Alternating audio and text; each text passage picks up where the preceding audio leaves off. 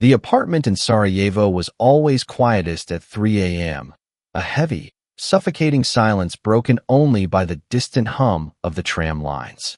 Finian stood in the dark kitchen, the harsh blue light of Eulalia's unlocked laptop painting his scarred face. It was supposed to be a simple draft of her new novel, a chapter she had asked him to review. Instead, hidden behind a minimized window, an encrypted chat application blinked.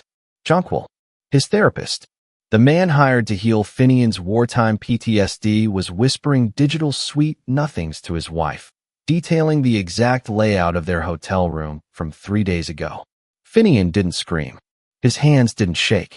The war had taught him how to survive an ambush. You don't react, you plan. A cold, meticulous revenge began to take root in his chest.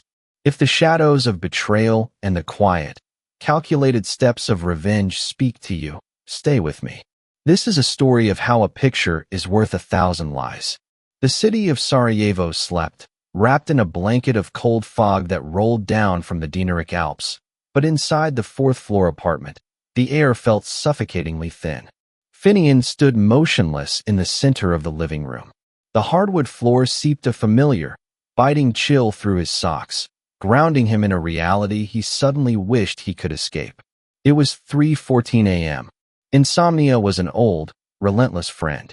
Years spent behind the lens of a camera in war-torn regions had wired his brain to treat silence as a prelude to an ambush. Tonight, however, the ambush did not come from the crack of distant gunfire or the rumble of artillery. It came in complete, devastating silence from the glowing screen of an Apple laptop resting on the oak dining table. Eulalia had left it open. She rarely did that. She was a writer, fiercely protective of her drafts, treating her unfinished manuscripts like fragile glass. She had asked him to read the prologue of her new novel if he couldn't sleep. Seeking the comfort of her words, Finian had pressed the spacebar to wake the machine. He didn't find a manuscript. Instead, a messaging app, one he recognized for its end-to-end encryption, a tool favored by journalists trying to hide from authoritarian regimes, was maximized on the screen. The brightness of the display stung his tired eyes, but it was the words that paralyzed his lungs. Jonquil, the way you looked at me today when he was talking about his exhibition, I could barely keep my hands off you. Finian's breath caught in his throat. Jonquil, Dr. Jonquil Vance, the man with the soothing voice and the leather armchair. The therapist Finian paid €300 an hour to help him untangle the nightmares of Aleppo and Kiev. He scrolled up, his index finger trembling so slightly it was almost imperceptible. The scroll felt endless. A digital abyss of betrayal.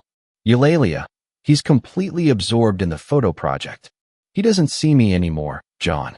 He just sees the ghosts. Jonquil, I see you, El. I saw you in that hotel room on Tuesday. I still have the scent of your perfume on my collar. Tuesday. Finian closed his eyes, leaning heavily against the edge of the table. Tuesday was the day he had spent 8 hours in the darkroom, developing the first batch of the memory photo project. Eulalia had told him she was meeting her publisher's European liaison for a late lunch. A sharp, ringing sound began to echo in Finian's ears, mimicking the aftermath of a mortar shell. The psychological foundation he had spent the last 2 years desperately trying to rebuild was turning to ash in his chest. His wife, the woman whose quiet melancholy he had sworn to protect, was dismantling his life with the very man entrusted to save his mind. He looked toward the hallway.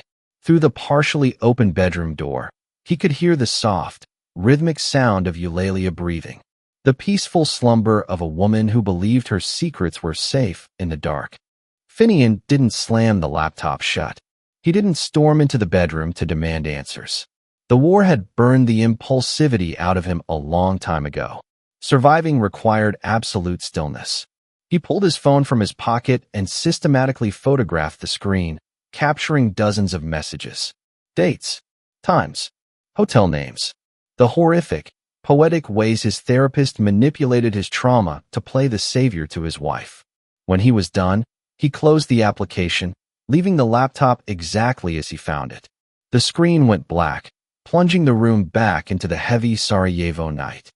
Finian stood in the darkness, the phantom smell of photographic developer chemicals and cheap hotel perfume filling his senses. He was a photographer. His entire life was dedicated to exposing the truth hidden in the shadows. If they wanted to play in the dark, he would be the one to develop the negative. The first pale light of morning bled over the red-tiled roofs of the Baskarcija, Sarajevo's old bazaar, casting long, bruised shadows across the kitchen floor. Finian had not slept. He had spent the remaining hours of the night in the darkroom, staring blindly at the drying prints of the memory photo project, letting the acidic smell of the stop bath numb his senses. Now, he stood by the counter, systematically grinding coffee beans. The loud, mechanical whir of the grinder was a welcome distraction from the deafening silence in his head. He heard the soft pad of bare feet against the hardwood hallway. Eulalia appeared in the doorway, wrapped in his oversized gray wool sweater, her dark hair tangled from sleep. For a fraction of a second, Finian's chest tightened with the familiar, instinctual adoration he had felt every morning for the past 4 years. Then, the digital timestamp from 3:14 a.m. flashed behind his eyes. "Morning," she murmured, her voice thick with fatigue. She drifted toward the counter, pressing a fleeting, perfunctory kiss to the space between his shoulder blades before reaching for her favorite ceramic mug. "Morning," Finian replied. His voice was steady, a perfectly calibrated instrument. He focused on tamping the espresso grounds, pressing down with calculated force. "Did you sleep well?" Eulalia hesitated for a microsecond. To anyone else, it was an inhalation of breath, a natural pause before speaking. To Finian, a man who made a living capturing the micro-expressions of soldiers bracing for impact, it was a glaring red flag. "I did," she said, leaning against the marble island. She pulled her phone from her pocket and placed it on the counter. "Face down. Though I think I dreamed about the manuscript again. My brain won't shut off." Finian turned, handing her the steaming cup of black coffee. He let his fingers brush against hers, analyzing the temperature of her skin, the steadiness of her grip. She smiled at him, a soft, tired smile that reached the corners of her eyes. It was a flawless performance. If he hadn't seen the encrypted messages, if he hadn't read the explicit details of her afternoon with Jonquil at the Hotel Europe, he would have believed the weary writer persona entirely. "You work too hard, Elle," Finian said, taking a sip from his own cup. The coffee was bitter, scalding his tongue, but he welcomed the physical sensation. "Maybe you should take the afternoon off. We could walk down to the Miljacka River. Get some fresh air." Eulalia blew on her coffee, her gaze dropping to the dark liquid. The defensive posture was subtle, a slight rounding of the shoulders, a subtle shifting of weight. "I wish I could, but I have a meeting with the editor at 2. We're doing a structural review via video call, and it's going to take hours." Finian nodded slowly. Another lie, delivered with the practiced ease of a seasoned diplomat. He wondered, with a morbid curiosity, what time her appointment with Jonquil was actually scheduled. Was it at 2? Or was the video call the alibi for the hotel room? "Of course," he said smoothly, turning back to the espresso machine to clean the portafilter. "Don't let me distract you. I have my session with Jonquil at 11 anyway. We're supposed to discuss the progression of my night terrors." Behind him, he heard the faint, sharp clink of ceramic against the marble countertop. He didn't turn around, but he could perfectly visualize the sudden tension in her hands. "Right," Eulalia said, her voice dropping half an octave, suddenly stripped of its morning lethargy. "Tell Jonquil I said hello." Finian smiled into the polished chrome of the espresso machine, watching his own distorted reflection. A fractured man in a fractured home. "I will," Finian promised quietly. "I'll tell him exactly what you said." Dr. Jonquil Vance's office was designed to be a sanctuary. Located on the second floor of an Austro-Hungarian building near the Latin Bridge, it smelled faintly of cedarwood and expensive Earl Grey tea. The walls were lined with volumes of Jungian psychoanalysis, and the lighting was perpetually dimmed to a soft, forgiving amber. For 2 years, this room had been the only place Finian felt safe enough to unpack the horrors of the Syrian and Ukrainian front lines. Today, it felt like the inside of a sniper's nest. "You look tired, Finian," Jonquil said, his voice a perfectly modulated instrument of professional empathy. He sat in his customary Eames lounge chair, a leather-bound notebook resting on his crossed knee. He was a handsome man in his early 40s, with silvering temples and the kind of gentle, unblinking eye contact that made people want to confess their sins. Finian sank into the opposing sofa. The leather groaned softly beneath his weight. He looked at Jonquil's hands, the long, manicured fingers gripping a silver fountain pen. The same hands that had been on Eulalia 3 days ago in a room at the Hotel Europe. Finian swallowed the bile rising in his throat and forced his muscles to relax, adopting the defeated posture of a man haunted by his past. I didn't sleep much last night, Finian admitted, keeping his gaze fixed on the Persian rug between them. The insomnia is getting worse. The memories are bleeding into the waking hours again. Jonquil leaned forward slightly, the picture of clinical concern. Is it the artillery fire? Or the faces? The faces, Finian lied seamlessly. He needed to give Jonquil something irresistible, a piece of psychological ammunition the therapist could use to manipulate Eulalia later. But it's changing, Jonquil. It's not just the war anymore. It's happening in the darkroom. While I'm working on the memory photo project. Jonquil's pen paused over the paper. Tell me more about that. What are you seeing in the darkroom? Finian let out a jagged exhale, a masterful piece of acting born from genuine, suffocating pain. I'm seeing shadows in the developer trays. Silhouettes of people that aren't in the negatives. Last night, I hallucinated that the walls of the darkroom were closing in. I felt this intense, violent surge of paranoia. I actually locked the door because I thought someone was coming to take my archives. He paused, looking up to meet Jonquil's eyes. I'm terrified I'm losing my grip on reality. Completely. A microscopic shift occurred in Jonquil's expression. It was fleeting, a slight tightening of the jaw, a brief gleam of something predatory in his warm brown eyes. But to Finian's trained, photographic perception, it was as loud as a gunshot. Jonquil wasn't feeling empathy. He was cataloging a vulnerability. He was gathering evidence to prove to Eulalia that her husband was mentally deteriorating, validating her decision to seek comfort elsewhere. Have you discussed these new hallucinations with Eulalia? Jonquil asked, his tone carefully neutral. No, Finian whispered, burying his face in his hands to hide his disgust. And you can't tell her, Jonquil. Promise me. If she thinks I'm becoming unhinged, if she thinks I might be dangerous to be around, she'll leave me. She's the only tether I have left. This is a safe space, Finian, Jonquil said softly, jotting something down in his notebook. Doctor-patient confidentiality is absolute. We will manage this together. But you must remember that trauma places a heavy burden on those who love us. We have to be mindful of Eulalia's emotional bandwidth. The hypocrisy was so profound it almost suffocated him. Finian nodded slowly, lowering his hands. The trap was set. Now, all he had to do was wait and see if his fabricated madness would find its way into his wife's encrypted messages. Thank you, Jonquil, Finian said, standing up as the grandfather clock in the corner chimed the hour. I always feel clearer after we talk. The memory photo project hadn't started as a weapon. It had started as a desperate plea for connection. 6 months ago, the winter in Sarajevo had been particularly brutal, the snow piling thick against the stone facades of the old city. Finian remembered standing by the window of their apartment, a Leica camera heavy in his hands, watching the tram lines freeze over.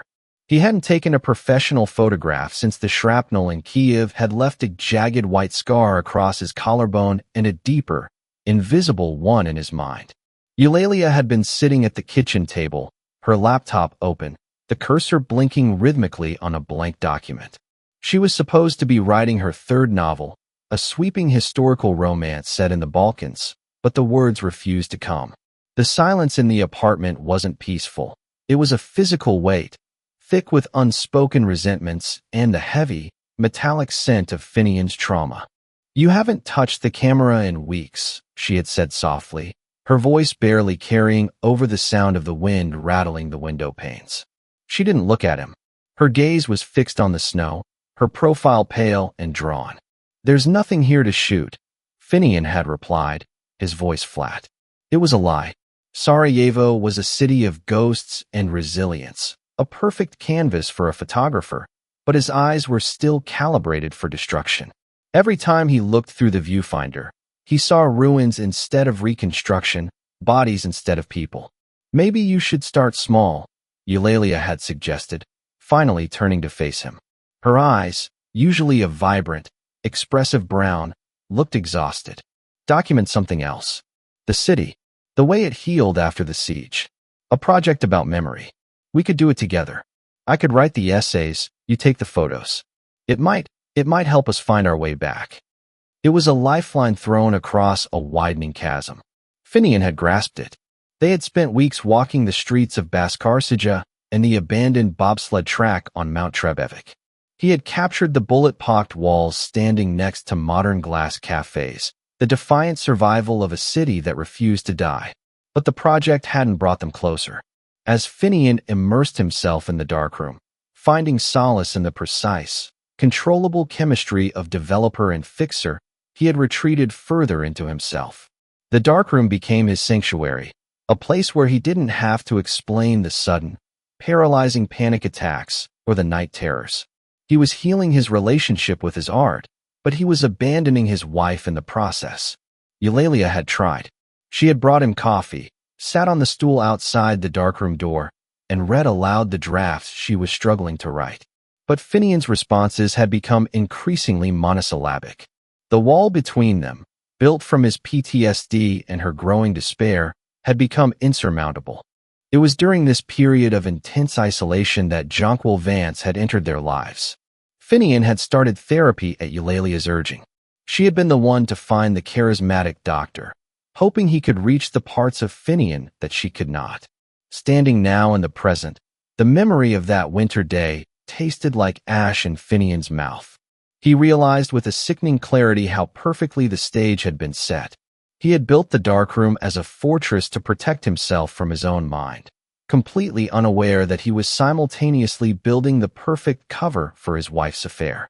While he was carefully timing the exposure of negatives, trying to coax light out of shadows, Jonquil had been systematically coaxing Eulalia out of her marriage. The memory photo project, intended to be their salvation, had merely provided the alibi for their destruction.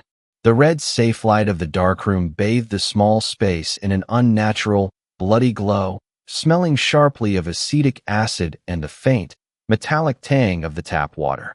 Finian stood over the plastic developing trays, the bamboo tongs resting lightly in his calloused hands.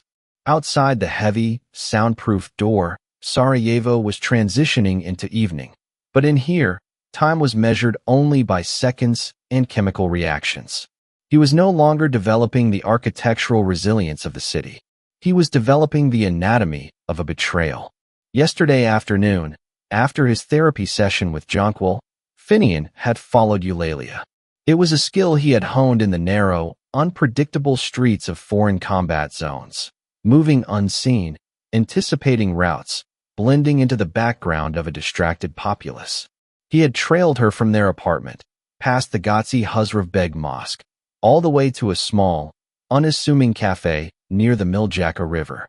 He hadn't brought his bulky, professional DSLR.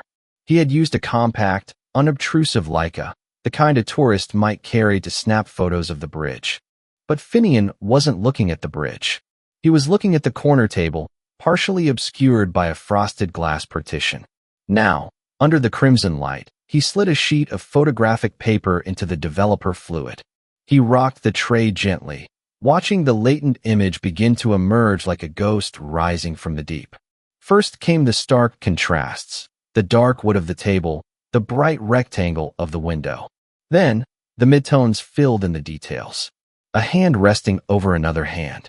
Finian stared at the image, his jaw clenched so tightly it ached.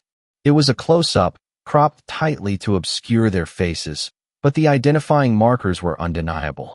Eulalia's delicate silver bracelet, the one Finian had bought her in Vienna for their first anniversary, was clearly visible against the crisp, white cuff of Jonquil's bespoke dress shirt. The intimacy of the gesture, the relaxed, possessive way Jonquil's thumb rested against her pulse point was a louder confession than any encrypted message. He used the tongs to lift the print, letting the excess developer drip back into the tray before sliding it into the stop bath. The chemical process halted the development instantly, freezing the moment of infidelity in silver halides.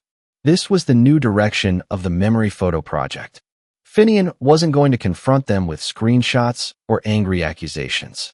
That was too easy, too pedestrian. They were educated, sophisticated people who traded in narratives and psychology. They would deflect, deny, and spin his trauma into a weapon against him. Instead, he would use his art.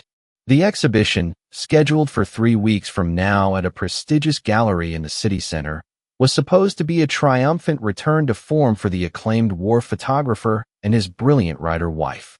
He moved the print to the fixer, the final chemical bath that made the image permanent, immune to the light that would soon hit it.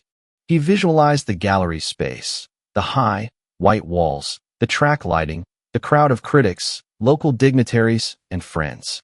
He would weave these new photographs into the exhibit. They wouldn't be explicit. They would be abstract, moody, focused on textures and isolated moments. A discarded receipt from the Hotel Europe on a bedside table, a macro shot of 2 distinct coffee cups at a cafe where they thought they were unseen, the intertwined hands. To the general public, they would look like poignant, ambiguous studies of human connection in a post-war city. But to Eulalia and Jonquil, walking through the gallery, sipping complimentary champagne and accepting praise, the photographs would be a terrifying, chronological mirror. They would slowly realize they were standing in a room entirely decorated with their own sins. Finian hung the wet print on a wire line stretched across the room. The red light cast a long, trembling shadow against the wall. He stared at his wife's hand, trapped beneath the therapist's, and felt a cold, hard knot of purpose tighten in his chest. He was a sniper again, and he had just found his range. The air in Jonquil's office felt thick, smelling of rain and the expensive leather of the chaise lounge. Outside, a sudden, violent summer storm was lashing against the windows facing the Miljacka River, mirroring the turbulence in Eulalia's chest. She sat rigidly on the edge of the velvet sofa, her hands clasped tightly in her lap, avoiding the therapist's steady, predatory gaze. "You're quiet today, Elle," Jonquil said, his voice a low, soothing hum designed to disarm. He sat in his usual chair, the one he occupied when Finian was pouring out the horrors of Aleppo, but his posture was relaxed, almost sprawling. Eulalia traced the seam of her skirt with a trembling thumb. "Finian made breakfast this morning," she blurted out, the words catching in her throat like dry leaves. He actually smiled. "He asked about my manuscript. He hasn't done that in months, John." He looked at me, really looked at me.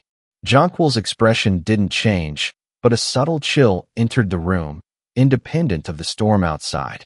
He leaned forward, resting his elbows on his knees, invading her personal space with a practiced, deliberate slowness. "And how did that make you feel?" "Guilty," she whispered, the admission tearing at her resolve. "Sick. He's trying, John.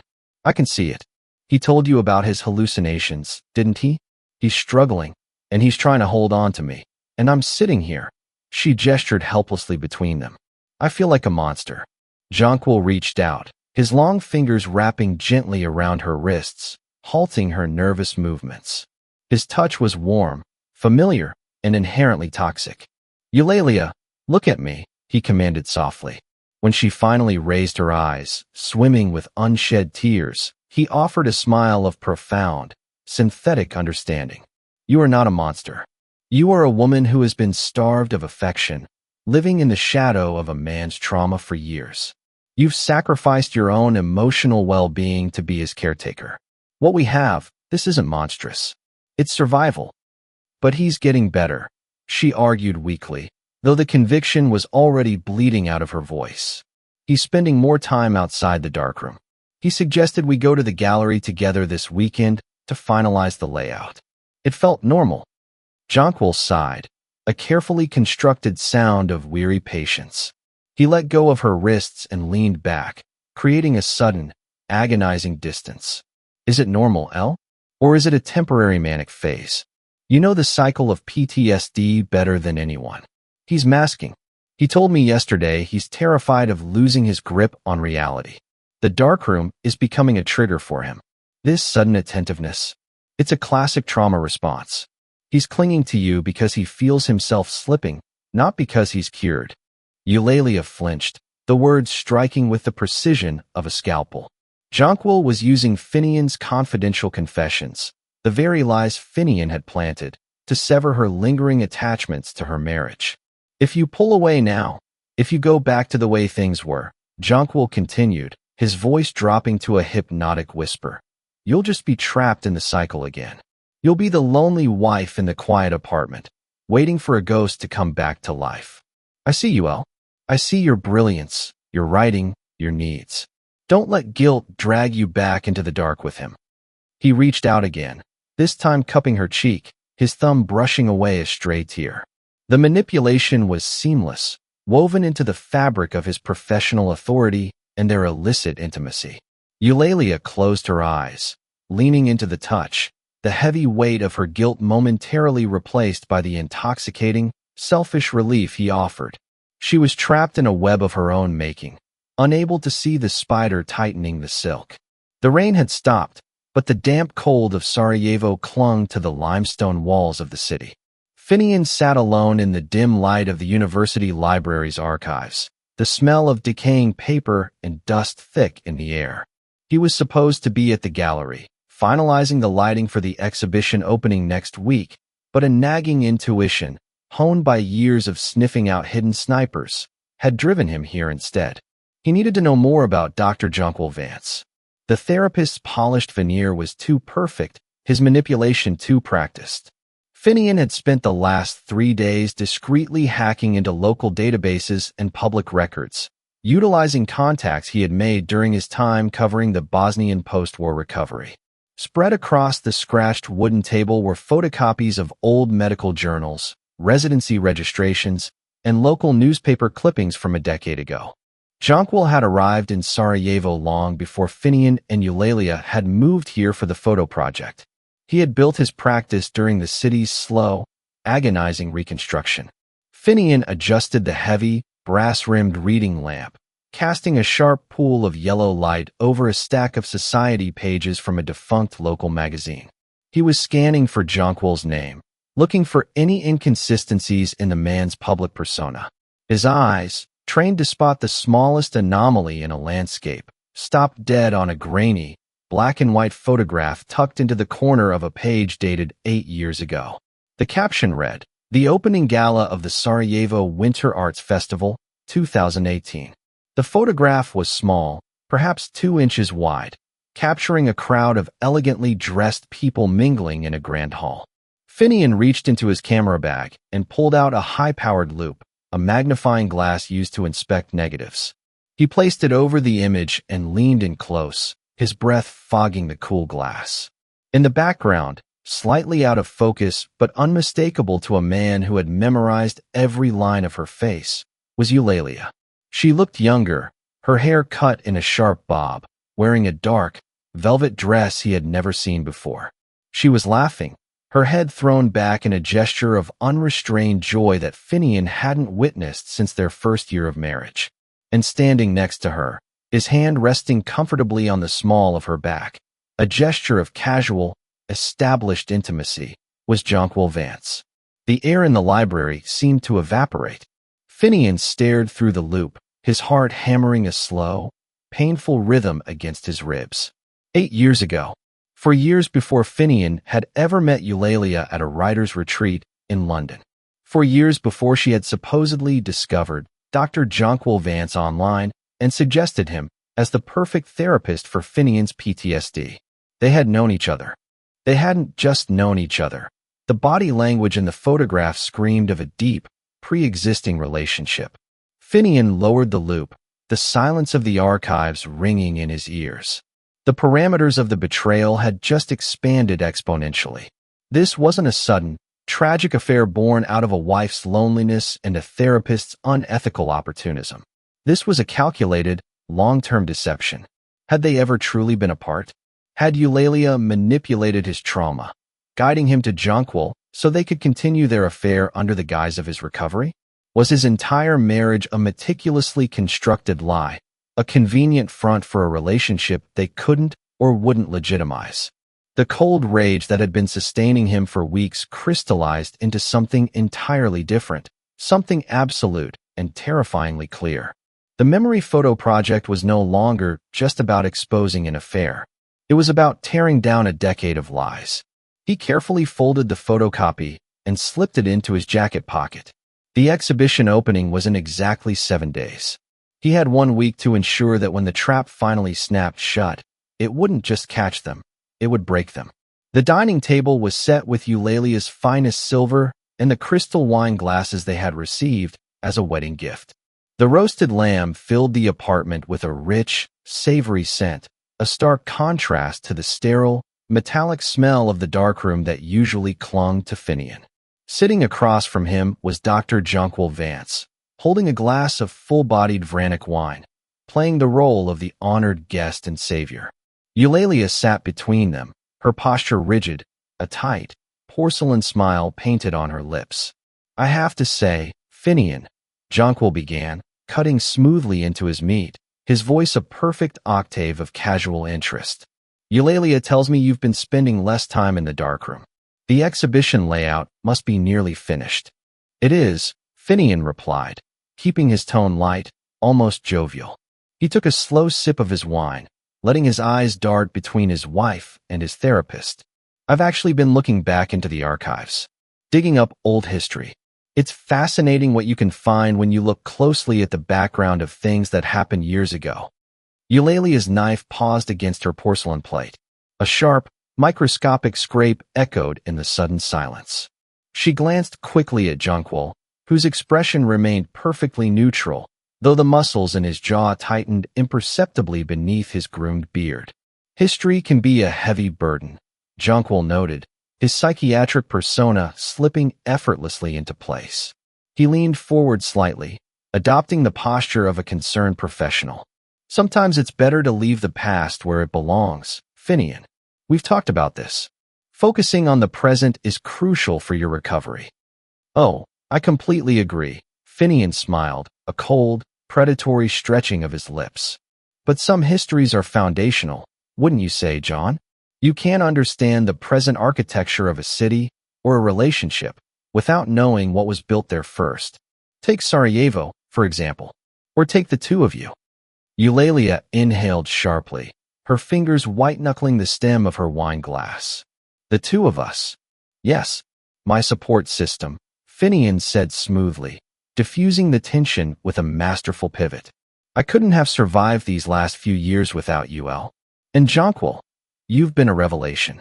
It feels like you've known exactly what she needed and what I needed long before I even realized it myself. Almost as if you've been in our lives much longer." Jonquil took a measured sip of his wine, his dark eyes locking onto Finian's over the rim of the glass. "That is simply the nature of good therapy, Finian. We learn to anticipate." The rest of the dinner was a masterclass in suffocating civility. Finian peppered the conversation with double entendres about deception, hidden negatives, and the inevitable exposure of truth. He watched the microscopic tremors in Eulalia's hands and the subtle, defensive shifts in Jonquil's body language. By the time the therapist excused himself into the foggy Sarajevo night, Eulalia looked physically ill, retreating to the bedroom under the guise of a sudden migraine. Finian did not follow her. He cleared the table in silence, the echo of their decade-long lies still hanging heavily in the air. He walked out onto the small iron balcony, the cold night wind of the Dinaric Alps biting at his face. From his inner pocket, he retrieved the folded photocopy of the 2018 Winter Festival, the grainy proof of their long-standing betrayal. He struck a match.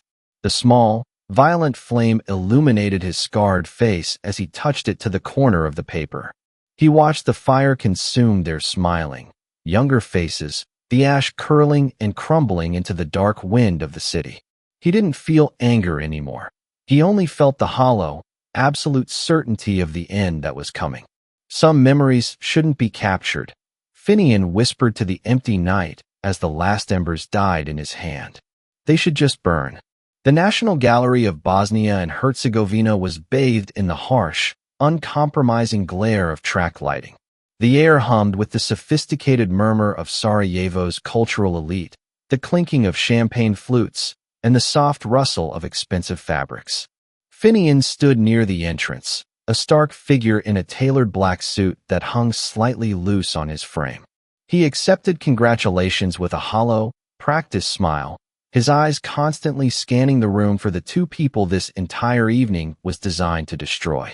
The memory photo project was arranged in a U-shape, forcing the attendees to walk a specific, chronological path through the exhibition. At exactly 8:15 p.m., they arrived. Eulalia looked stunning, draped in a deep emerald gown that accentuated the paleness of her skin, her arm linked tightly with Finian's as they posed for a local culture magazine. Dr. Jonquil Vance entered shortly after, moving through the crowd with the effortless grace of a man accustomed to being the smartest person in the room. He caught Eulalia's eye, a microscopic, possessive acknowledgement passing between them. "Let's walk the gallery, darling," Finian said smoothly, his voice carrying just enough for Jonquil to hear. He placed his hand on the small of Eulalia's back, guiding her toward the first series of photographs. The initial images were exactly what the public expected: stark, beautiful black and white portraits of scarred buildings and resilient faces, the classic, haunting work of a renowned war photographer. The crowd murmured appreciatively. Jonquil joined them, nodding sagely at a wide shot of the Latin Bridge. "Incredible depth of field, Finian," Jonquil praised, his voice a rich baritone. "You've truly captured the essence of survival." "Keep walking, Jonquil," Finian replied softly, his grip tightening imperceptibly on Eulalia's waist. The narrative shifts. As they moved into the second section of the gallery, the subject matter changed. The architectural landscapes dissolved into abstract, intimate close-ups. The crowd thinned slightly, perhaps finding the transition jarring, but Eulalia and Jonquil were drawn forward, their pace slowing. The first blow landed silently. Eulalia stopped abruptly in front of a large, 20 by 24-inch print. It was a macro shot of two distinct coffee cups on a scarred wooden table. The lighting was moody, almost voyeuristic. To the left of the cups, partially blurred but instantly recognizable to the woman wearing it, was the delicate silver bracelet Finian had bought her in Vienna. To the right, the crisp, unmistakable cuff of a bespoke dress shirt. Eulalia's breath hitched. She dropped Finian's arm as if she had been burned. Jonquil stepped up beside her, his professional facade cracking for a fraction of a second as he recognized his own cufflink. He shot a sharp, calculating glance at Finian, who was staring blankly at the photograph. A study in hidden conversations, Finian narrated evenly to a passing art critic. "The things we leave behind in public spaces." They moved to the next image. It was a discarded receipt from the Hotel Europe, resting on a rumpled white bedsheet. The date, heavily contrasted in the printing process, was the exact Tuesday Finian had been hallucinating in the darkroom. The timestamp was 2:14 p.m. Eulalia swayed slightly, her hand flying to her mouth. The blood drained from her face, leaving her looking like one of the ghosts Finian used to photograph. She looked at Jonquil in sheer panic. The therapist's face had hardened into a mask of cold realization. He finally understood that he hadn't been manipulating a broken man. He had been walking blindly into a sniper's crosshairs. But Finian wasn't finished. The U-shape of the gallery forced them into the final, secluded alcove. Hanging alone on the back wall, illuminated by a single, unforgiving spotlight, was not a new photograph, but a masterfully blown-up, high-resolution reproduction of a grainy, 8-year-old image. It was the Winter Arts Festival, 2018. Eulalia, laughing, in the dark velvet dress. Jonquil, younger, his hand resting intimately on her waist.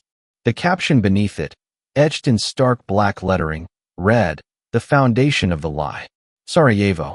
The silence in the alcove was absolute, deafening. Eulalia stared at the photograph of her hidden past, her knees trembling violently. The decade-long deception, The carefully constructed narrative of her meeting Jonquil years into her marriage was laid bare under the gallery lights. Jonquil turned to Finian, his sophisticated veneer entirely shattered, his voice a low, venomous hiss. "You have no idea what you're doing, Finian. This is madness." "No, Jonquil," Finian replied, his voice devoid of anger, echoing with a chilling, absolute clarity.